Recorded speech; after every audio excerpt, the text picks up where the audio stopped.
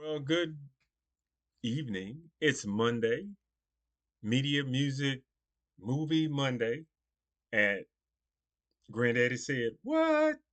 So, want to talk to you today about this subject on music.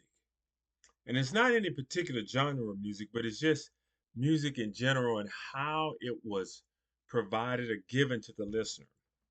So if I would start today, I would say if we want to listen to music, well, we would download it. And before the download, it was the CD. Before the CD, probably cassette tape, 8-track tapes were pretty big. But before that, we just had what we call the album or the 45, the record. And that's what we listened to back in Granddaddy's day, back in the 60s and 70s and 80s and even into the 90s. It was all about the record. And when I think about it and was kind of reminiscing on this whole subject, the record was very, very important. It was different from what we have today. And even a CD. Because say for example, you would get an LP. Remember, you could only get an LP when you went to the store and you had to invest time and energy into purchasing that. And maybe if I had $10, I could get one LP.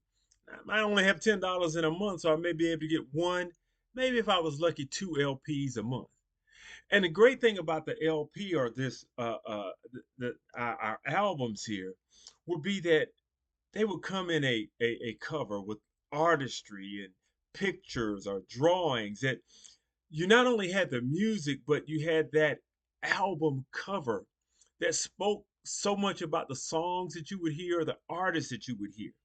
And then you would crack it open and listen to and put it out, and you would listen to it on your record player, and you might listen to a song over and over. And it wasn't like today where, okay, I got 200 songs and I just throw some headphones on and just listen to music. You had to be intentional about an LP. So maybe you have your album and it's in a stack of other albums and you had to kind of flip through the album. You might have kept them in a milk carton if you had a bunch or some type of holder with all these albums, and you would look through this group and this group and that group, and you would pull it out, and you could only listen to it when you were like home after a hard day's work. You would come home and you would put that LP on and you would just listen to it over and over again. And you had to care for it and take care of it because it could get scratched and it could all kind of things could happen to this. But the thing about the crackles and the scratches and the cuts and everything that you might get in an LP on this particular song would show how interested you were in listening to that over and over and how special that song would be. And then the other thing about this LP that you bought was you might be the only one in your neighborhood that had this group, that had the Barcades or Cameo or Funkadelic uh, uh, or Heat Wave or SOS or any of the other groups that we listen to, Mass Production. You might be the only one in your neighborhood that had that LP. So it was something very special to you, something unique and different.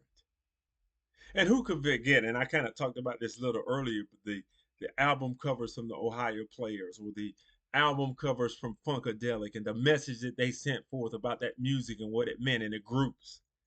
I tell you, back in the day, owning music, owning an album was more than just listening to music. It expressed your personality.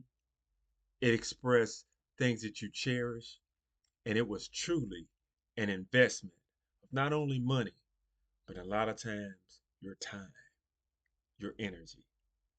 And we'll see you later for Tuesdays. Granddaddy said, What? Well, we talk about absolutely anything we want to discuss. Have a great day.